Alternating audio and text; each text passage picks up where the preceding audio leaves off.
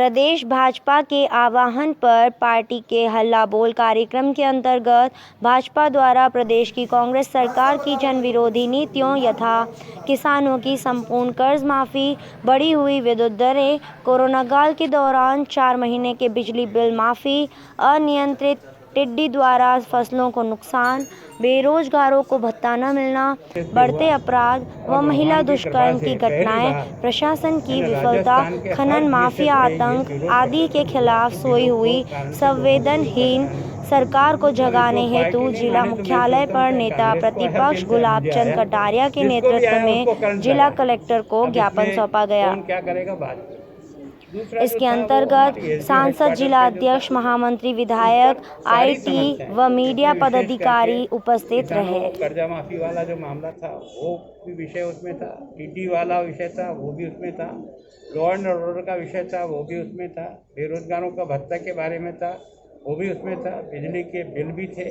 और सरकार के 2 बजट में से एक भी पैसा ज़मीन पर नहीं लगा, अभी तक कहीं दिखाई दे नहीं रहा है। और सरकार जो भी कर रही है वो पुरानी सरकार के लगे हुए पैसे को फीते काट करके अपने खाते में दर्ज कराने का जरूर शौक पूरा कर रहे हैं। सच्चाई से उसमें से एक भी बिल्डिंग उनके द्वारा दिए हुए बजट से बनी हो और उसका किया तो वो स्पष्टीकरण करते। और आज कलेक्टर साहब को जो हमने ज्ञापन दिया उसमें यहाँ की कुछ लोकल समस्याएं भी विशेष करके पुलिस जैसे ऐसे गिरती है चालान बनाने के लिए। हम पुलिस क्योंकि इस कोरोना काल में जिस प्रकार का काम करें उनके प्रति हमारा मान सम्मान है, हम उनका रेस्पेक्ट करते हैं, लेकिन जिस ढंग से लुटाई उदयपुर की हो रही है और जिस तरह से बेइज्जत किया जा रहा है, मैं सोचता हूं कि वो अब एक तरह से सहन सीमा से बाहर जा रहा है।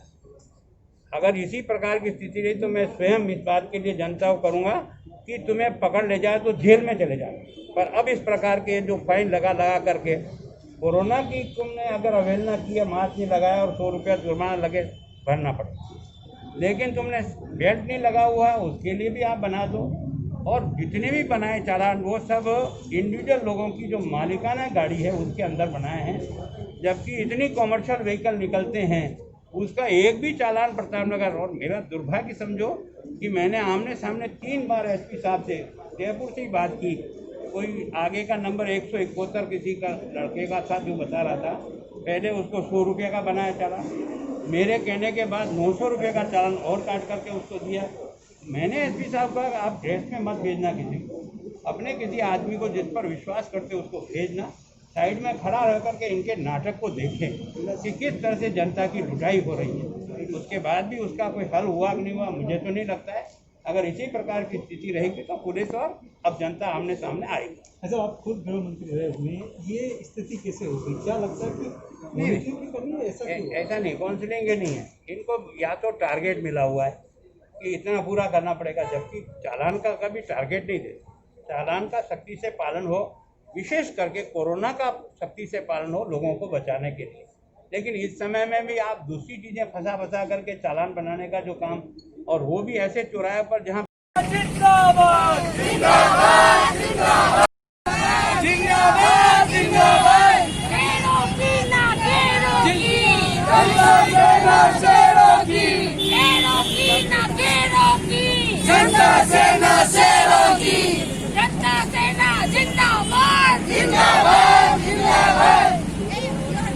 किन बातों को लेकर आज धरना प्रदर्शन किया और क्या बातें की मांग की गई है? बढ़ते बिलों के जो वृद्धि बढ़ी है उसको कम करने के लिए बोला।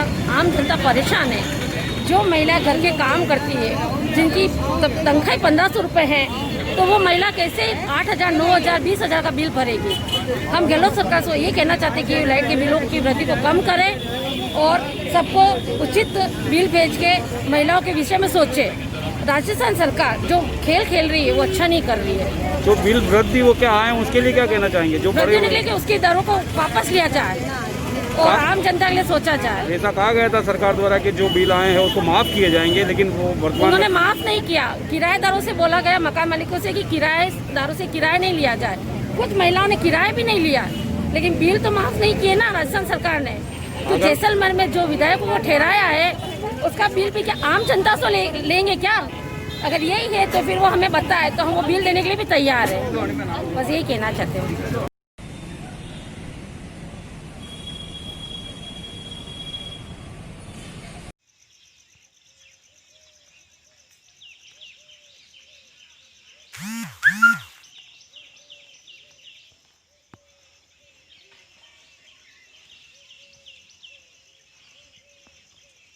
इसको धमका रहा है, तुम क्यों नहीं करते हो? तुमको एजो बोल गया? अरे एजो क्या होता है यार?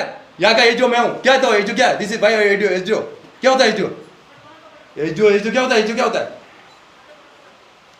क्या है एजो?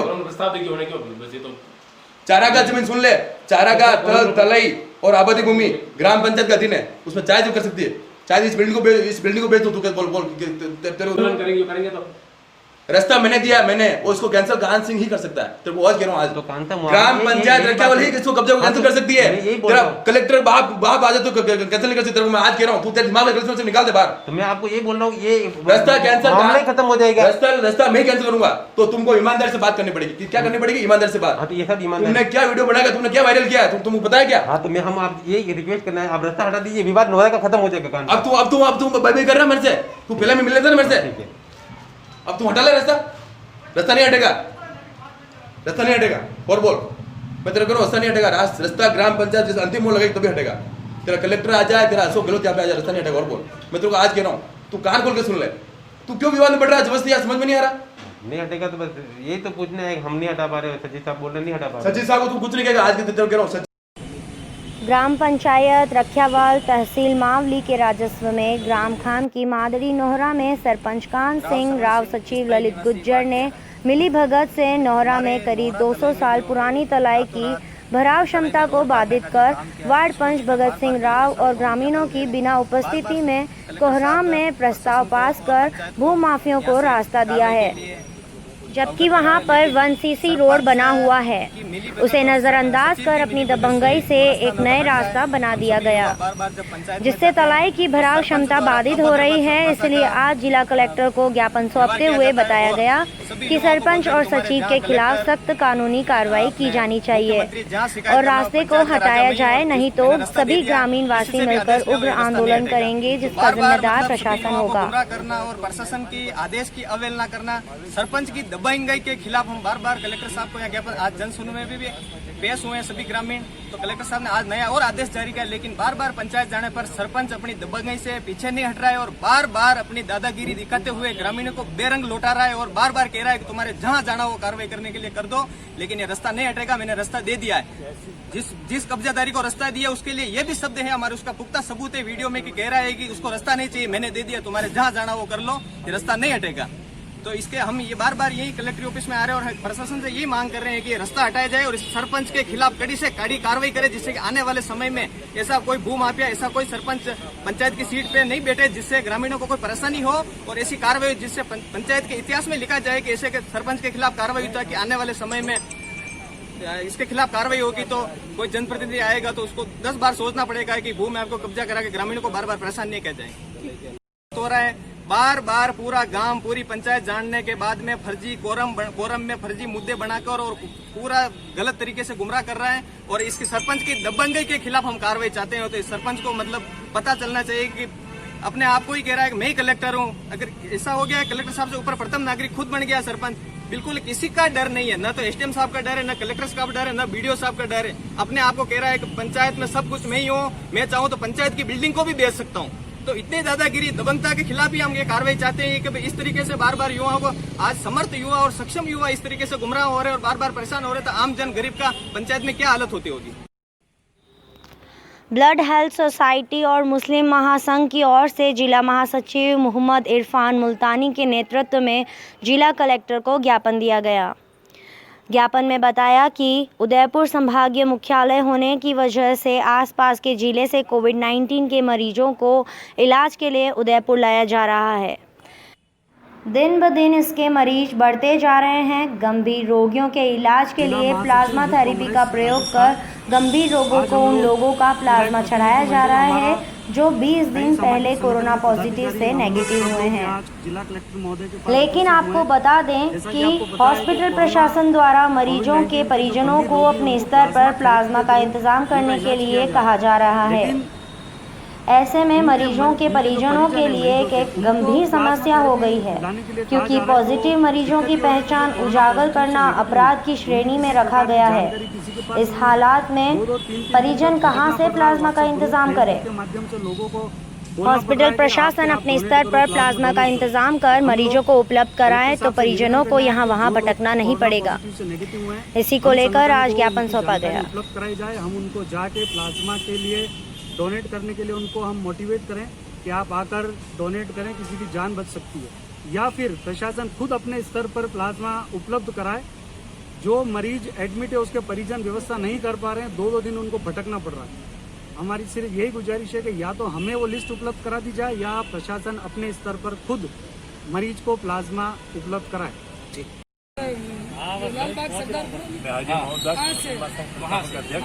आज जैसा हम लोगों ने कलेक्टर साहब से निवेदन किया कि जिस तरह से ये नेगेटिव जो हो रहा है ना, उसकी या तो हमें को लिस्ट दी जाए या आप अपने स्तर पर प्लाज्मा खरीदी के लिए आप प्लाज्मा खरीदी मतलब प्रोवाइड किया। उसको लिए हम लोग कलेक्टर साहब महोदय से मिले, जिसमें ब्लड हेल्थ सोसाइटी उदयपुर, मुस्लिम महासंघ, मुस्लिम यूथ, मुस्लिम महासंघ, राष्ट्रीय अल्पसंख्यक कल्याण बोर्ड, ये सारे संगठन मिलकर के कलेक्टर महोदय जी से निवेदन किया। उन लोगों ने हमारी मांग को देखते हुए उन्होंने आश्वासन दिया कि बिल्कुल या तो हम अपने लेवल से या हम आपको लिस्ट प्रोवाइड कर देंगे। तो ताकि अभी जिस तरह से जो ट्रीटमेंट चल रहा है कोरोना वालों के लिए, उन लोगों को प्लाज्मा की बार बार जरूरत पड़ती है, तो हम लोगों के पास लिस्ट नहीं है। तो हमने यही निवेदन किया था कि या तो आप हमें लिस्ट दें या आप अपने लेवल पे, क्योंकि हम लोगों को जानकारी है तो प्लाज्मा हम लोग लाएंगे कहाँ से। और हम लोग संस्था के लोग हैं, टेलीफोन हम लोगों के पास काफ़ी आते हैं, तो हम लोग भी परेशान हैं। इसलिए हमने साहब से निवेदन किया कि इसका आप जो है उचित मतलब ध्यान दे करके और इसका समाधान करवाया जाए। उन्होंने हमें पूरा आश्वासन दिया कि बिल्कुल हम इस स्तर पर बात करेंगे, जैसा भी मुनासिब होगा हम आपको बता देंगे।